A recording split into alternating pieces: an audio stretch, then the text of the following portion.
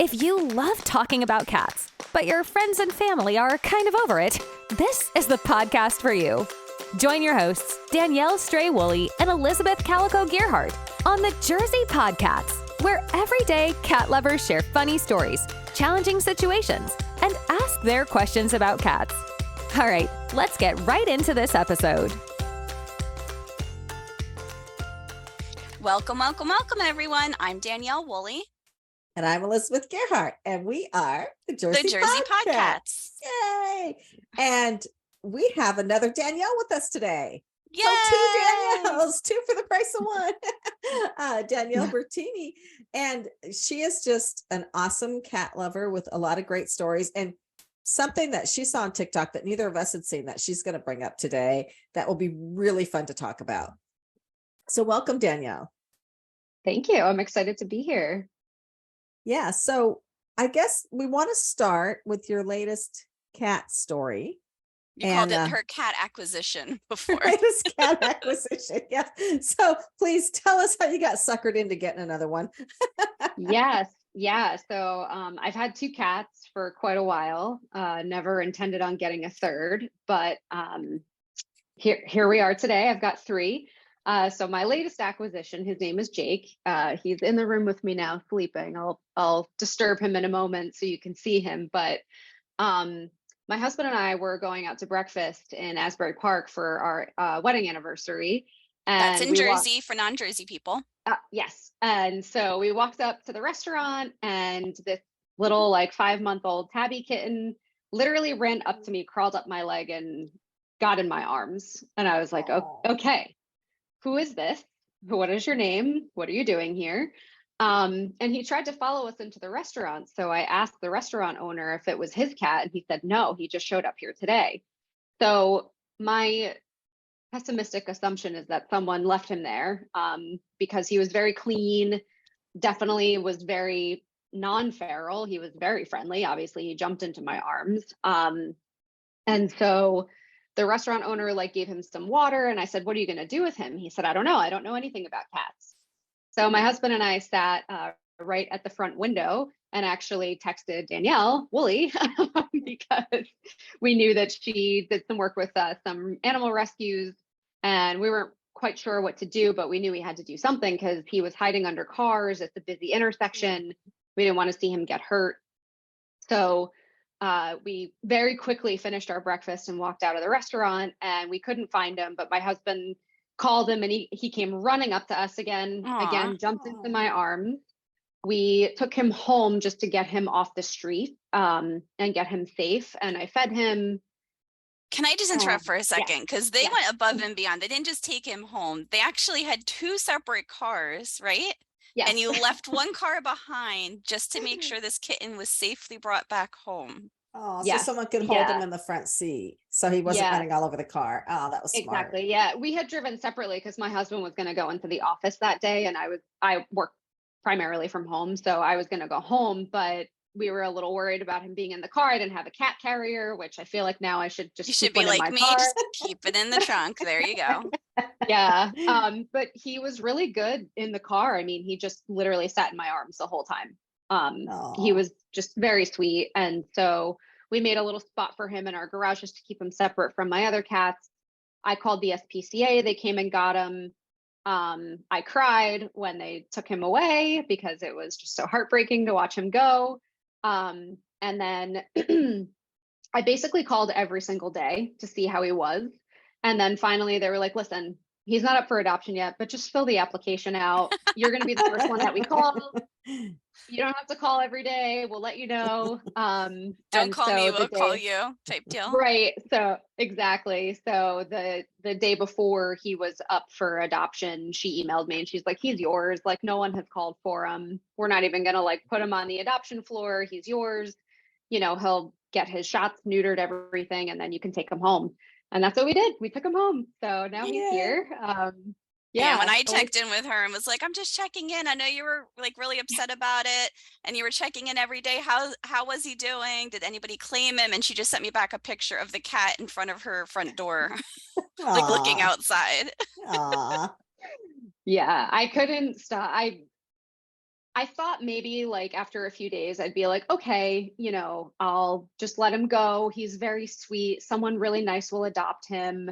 2 is enough. We don't have like a really large house or anything. And my 2 get along really well. So I was a little worried about bringing a 3rd in, but he is very sweet. And I figured since he was younger, you know, that they'd all adapt a little bit better. And they have, which is great. The other really crazy thing about that day is, and I kind of get into this concept that you introduced earlier, is the cat distribution system. And so there's someone on TikTok who talks about this, and it's basically like, whether you want a cat or not, the universe will distribute you a cat when it's necessary.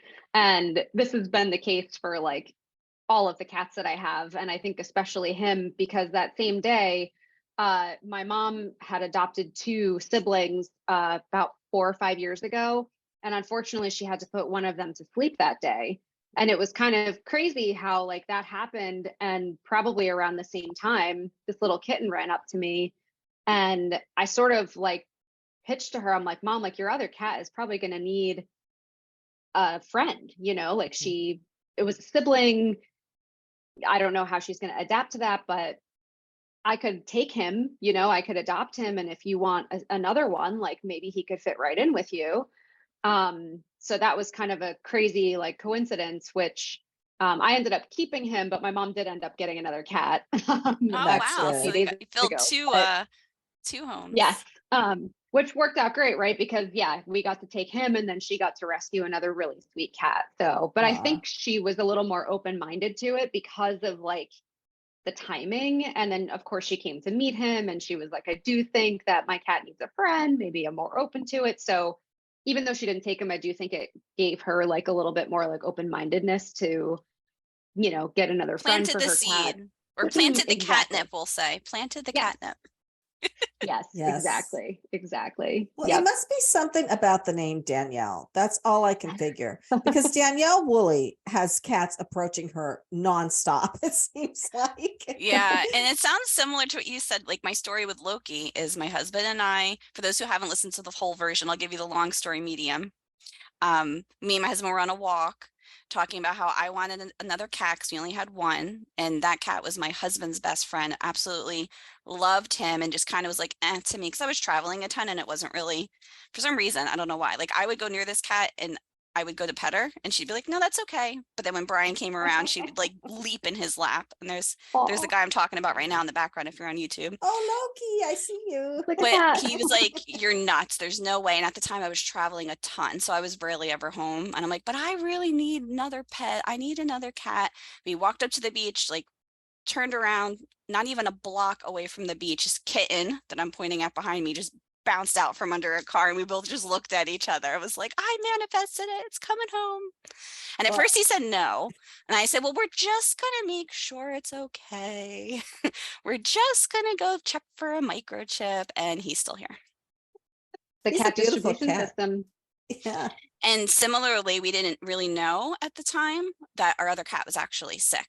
So she wound up passing away not long after. Aww. So I think the universe sent him to us too. I have a similar story.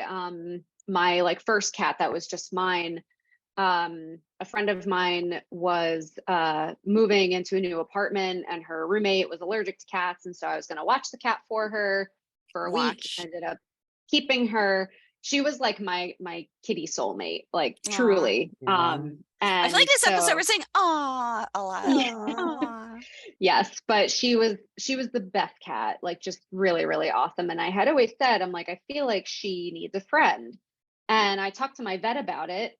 And the like next day or 2 days later, my vet sends me a picture of this like 4-week-old kitten. And he's like, I just found this kitten in my backyard. Do you want him? I'm like, just like randomly dropped from the sky. I mean, literally, he said this tiny little kitten just came right up to him, like meowing at him on his back deck. And 2 days after, I had talked to him about like getting another cat to keep her company.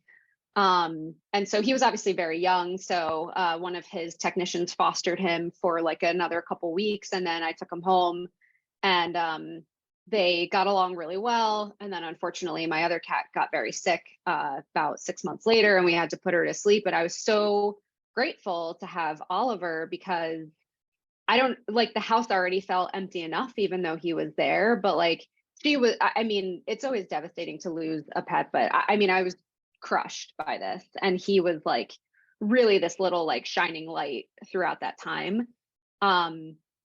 And Oliver can't hear. So he relied on Jackson a lot to kind of know what was going on. And after she passed, he went through this phase of, I mean, he broke everything in the house, like anything that could be knocked on the ground. He just went on like a rampage. He was confused. He was upset. And so I wasn't ready for another cat, but it was clear that he needed a friend, you know, given that state. And so we went to Catsbury Park, which was a cat cafe in Asbury Park, New Jersey. And we actually went for my dad because he wanted to get a cat. And of course I walked in and there was this big cat tree right when you walked in for like the cat's room. And there was Hoshi, my second cat that I got, sitting there. And one of the volunteers was like, oh, she's really sweet. You should pick her up and hold her. And I did. And she started purring. And I was like, okay, that's it. Okay. So I brought Hoshi home and they were the same age. So they got along great. It was perfect. Like, and Oliver is obsessed with her and he just follows her all over the place. And so I was a little worried about interrupting their dynamic with Jake. But it's actually great because Oliver still loves to play like aggressively and Hoshi's like, no, get away from me, dude. Yeah. Like, I just want to relax. But now he's got this playmate, that kind of matches his energy. So they roll around and wrestle and they love it. And it's actually been a nice like addition, but yeah, cat distribution system all over the place. Yeah, well, so we usually go pick out our own cats. I mean, Checkers did tell us to go get a cat and we got Max, who definitely needs a playmate, but we're at 3, so I don't know. But years ago when we lived in the outskirts of Atlanta, we would let the cats go in and out. And we lived in a subdivision and the South is just cat land. You know, there were so many stray cats in our subdivision. Our cat Sparky decided that he was going to get his own cat. And so so he adopted a cat. He adopted a cat. Yeah. So it was like midnight and we had the cat food in the mudroom of the garage. And my daughter had a friend over and we were up watching like, what was it? Rugrats or something, Vacation, All You Ever Wanted. Anyway. And, I heard this noise and I went and looked and there was this it was like the size of a rat. This little tiny black thing was licking the cat food and it ran away and its hind legs barely worked as soon as it saw me. So anyway, long story medium. Hey, that's mine. I have to coin that. So gradually she started coming into the house. It was midnight. And it was so funny because at the time my husband had a Ford Taurus. And she would go lay in the window well where the windshield wipers go, and she could fit in there. She was so tiny and skinny. So Sparky got sick with a fever, took him to the vet. And while he was gone, she didn't have anybody else. So she came to me. And that was after we'd had her a couple months. And then I took her to the vet because she got sick too, found out she had been 4 weeks old when she showed up at our house. And she was licking the food because, she could barely eat. So anyway, those two were just entwined with each other and she turned out to be a really good cat. She's gone now, but she was my little black cat, pure black girl cat. And anyway, they just loved each other, but she belonged to Sparky. And when I would take them to the vet, and then I'll be done after this, I would take them to the vet, each in their own cat carrier. After the vet was done, she would crawl into his cat carrier. So I'd have to take them both out in the same cat carrier. Oh my gosh. So sweet. Yeah. So yes. So my cat adopted a cat. So the universe definitely brought that one through a cat. I love that. What a good story. Yeah. So do you work in rescue at all, Danielle Bertini? Or do you just like finding stray cats and bringing them home? Yeah. She goes outside with her flute and she starts playing it and they just come running. So then Danielle Woolley, what is the state of rescue? Right now we are in mid-July in New Jersey. Are there any kittens available for people that want them? There are so many kittens not yet available. So many kittens. Okay. And that's why, I don't even know where to start now. So there are a lot of kittens, to answer your question. Short story short. And your rescue is Tommy's Cats Rescue. It is. And we work with other organizations so that Tommy's Cats and focus mostly on the TNR part. So for cats that are stray, that are not friendly, that have to be released back out, we make sure that they get spayed or neutered, vaccinated, get a health check, and then we return them back, but make sure they have feeder people to care for them. Any that are friendly, we keep, and they've all been friendly. If there's little kittens, we're keeping all the kittens. I try to stay local to my house just because of my schedule and with my health stuff. I don't want to burn out again, because whoever's listening, who listened maybe 3 or 4 episodes ago, I'm already contradicting what I said, where I'm just focusing on fundraising right now because I just couldn't help it, because there's just so much demand. And, you know, the rescue community, they're my friends and they're burning out too. So I'm helping out where I can. And the issue is, it's like pieces. So like our director, she has like a list of all the cats in all the places. And it's like, okay, we know we need to do this thing with this group of cats, but we can't until this cat moves out. We need a foster to come in. We have to wait for this one to get cleared of any testing. Oh, there's no spots at the clinic. So it's a lot. It is. And you're kind of in the middle of New Jersey, right? Yeah, I like to, for anybody who follows the debates of Jersey, I am in central New Jersey. It exists. I'm by the shore, Monmouth County. But it's everywhere. It's everywhere right now, not just in New Jersey. I know, you know, some of the guests we've had recently are in California, some are in Arizona and Georgia area, Right. and it's the thing. So that's why spaying and neutering is so important. And if you're feeding cats outside, I'll get off my pedestal in a moment. If you are feeding cats outside, please also contact a rescue or somebody to get help getting them spayed. If you are adventurous, like I was, I felt hopeless kind of seeing all the cats outside. I reached out to other people local to me and said, can you teach me how to do it? Maybe I can help. And then also too, if you move, don't be a butthead and leave your cat behind. Okay, I'm done. Right. Well, it was funny because I was watching the news or I can't remember where I was. And somebody said, oh, look at this beautiful cat. It looks like somebody owns it. Da, da, da. And somebody else responded and said, no, you can see that part of his ear has been cut off. He's got his ear tip. So that means he's a trap, neuter, release cat. So yeah, but that doesn't necessarily, and I'm excited about this topic because we're going to talk about it with our next guest that we have next week. But just because their ear is tipped or clipped doesn't mean that it's not a friendly cat. Sometimes in certain scenarios where there's a lot of restraint or constraints on resources, they have no choice but to release them back because there's nowhere to foster, nowhere to get them adopted, and their space run out in the clinics. So yeah, so Danielle Bertini, we do ask people questions. Danielle Woolley has one she asked, but I want to ask you, what is your favorite thing about cats? What do you love the most? If there's one thing or two. And you can't cop out and say everything, because that's what you said originally when I asked you. You're like, everything. I know. It's tough, but I think that people who are not cat people think that cats don't have personalities. And I think the thing that I love the most about them is that they all do very much have like very individual personalities. Like every cat I've ever had growing up as an adult, come across, you know, and any other like facets of life, like they all have very distinct personalities. And I love that. I think it's really cool. Like they're, you know, they're animals, but they've got these like thoughts and feelings and opinions, especially if they're a cat.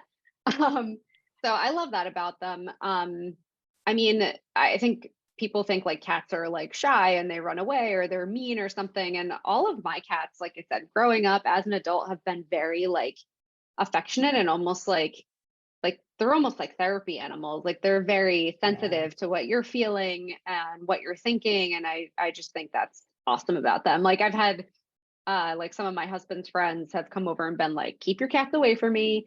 I don't like them. Put them in a room. I'm like, listen, this is their house and you're in it. So deal with it. Go, girl. And then they sit down on the couch, and especially Jackson, like my first cat, she just loved anybody's lap. Like she's like, oh, you don't like me? Like, hold my beer. Hold on a second. And she'd go and like sit, like his one friend in particular, she went and sat on his lap, and he, you know, before he knew it, he was like petting her and talking to her, and she loved it and he loved it.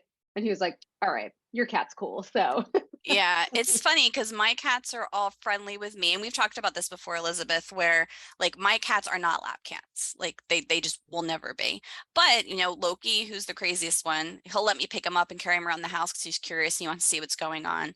The other two are very affectionate, but I'm not allowed to pick them up for some reason. Brian can. I think it's because they were my 2 foster fails, and they were used to every time I picked them up, I was either clipping their nails or cleaning their ears or bringing them to the adoption day, which for 8 months was just a random exercise for my own insanity because I wound up adopting them myself. But I learned a lot during that time. And I really, really appreciate what all the organizations do for that reason. But with them, if you kind of make eye contact, you communicate with them, and you're not just like charging at them or staring at them, they're so good. They'll come, they'll lay with you. They want to play. Tony's obsessed with playing. But if you just kind of barge in my house and you just kind of start going like this towards them, I'd run away too. Yeah. Yeah. Yeah. I mean, cats are a lot of fun. Well, Sorry, I have 2 questions today. One, only because this is something that's been coming up for Loki a lot with his morning routine. Like, he's got the most ridiculous morning routine. It's longer than mine. Do your cats have like any fun like tendencies or like quirky things that they have to do every day? I mean, Oliver wakes me up literally every day on the dot, like 4:45. That's early. At first I was a little upset about it, but it's kind of nice to be up that early because I get a lot done. So I sort of like embraced it, and it's my time to spend time with him, because otherwise he sleeps all day, and because he can't hear, he like hides and sleeps very deeply. And he can be a little shy because of that. But in the morning, it's like 4:30. He comes into the bed with me. He curls up with me for about 15-20 minutes, and it's very nice. Until it's not, is what I'm proposing. Exactly. Yep.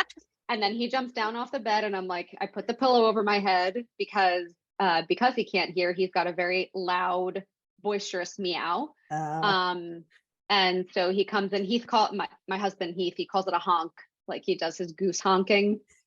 So if I'm not out of bed when he jumps down off the bed, he expects me to follow him, and if I don't, he comes in the room and he does his goose honking until I get up. And I can go and lay on the couch and go back to sleep, and he'll lay with me there, but I have to get out of bed. Yeah, Derek and Tony used to be sharks in the morning. Like, they would jump up and be cute and jump down, and then jump up and start nibbling to pull me out of the bed. So, and I think I might have shared this before, I got to the point where I just started to play dead. Like, even if it was hurting me, I would just ignore them like this. Until eventually they stopped, which is wonderful, because I don't think I can live another however many years with that in my life. But other than that, they're wonderful. Yeah, my get a cat, everybody. My cats are pretty good about letting me sleep in, except one morning recently I was trying to sleep in, and Max had enough of it, so he just jumped on my face. It's like, okay, I'm getting up now. I guess it was Saturday. Yeah. So the other question that I like to ask of all of our guests, I like all questions. I'm a question asker, but what is something that you're excited about? It can either be cat related, it could be life, it could be work. I know you're a product manager at a tech company. Like, what you got going on? What's something you're excited about? Yeah. I feel like I've got a lot of like really good stuff going on right now. So I'm pretty excited about a lot of things. I just started a new job about a month ago. Congrats. Thank you. Yeah. So that's been going really well. Just came back from like a really nice vacation up in upstate New York. So that was great. I just moved I have a horse as well. So I don't limit my animal interactions to my cats. I also have a horse. And I just moved him to a new barn, and they have like this huge, like 20-acre riding field. So I'm excited to like go take him out there and hopefully like try to get to a horse show. I want to compete again. I haven't competed in a long time. My niece has been doing that. She has a horse too. Yeah. Loves it. I haven't competed since I was about 15 years old. So, 20 plus years later, I just would love to. Are you saying it's time to get back on the horse? Yes, exactly. I'm such a cheese ball. But yeah, also most importantly, Elizabeth's dying. Face when you said that, you were so hilarious. It was good. If anybody's listening to this and you want to see that, go on our YouTube channel. It was a good delivery, the best delivery. Thank you very much. But yeah, I think the thing I'm most excited about, my husband he injured his back last year, and so he was like down for the count for many months, like couldn't walk So gosh. he is literally back on his feet and doing great in physical therapy. And see what you did there. Yeah. So he's you're back on the horse again. He's back on his feet again. Back on his feet. Yep, exactly. So we've started to get back into like doing some activities we like to do together, like climbing and hiking. And that's been like amazing. Like that's cool. You kind of take it for granted when, you know, you kind of don't know that it can be taken away. So we have some really awesome plans for climbing this summer. So I'm really excited for that too. Lots of good stuff. Yeah, just be careful out there, because all those locations you mentioned, there will be cats. There's going to be a burn kitten following your horse. You're going to see a cat trapezing from the mountain. Just be careful. And I'll have to take them all home because that's the rule, isn't it? Yeah. Even if you can't keep them, you still take them home, bring them to a shelter. Not that I have to tell you, but just for our listeners. Yep, absolutely. Well, this was definitely fun. We really appreciate you coming on and sharing your story, and congratulations to your newest accidental cat acquisition through the cat distribution system. I think I covered it all. Yes, thank you. Thank you. And thank you everybody for listening in. Make sure that you go to thejerseypodcats.com. Make sure you check us out and subscribe on YouTube, leave us reviews, all of the things, and we will see you next time. Bye. Thanks so much for listening. Let's keep the conversation going. Give this podcast a rating so other cat lovers can find it. Connect with the Jersey Podcats on social media or visit thejerseypodcats.com and leave a message sharing a story or question about cats. Thanks again for joining us, and we'll catch you in the next episode.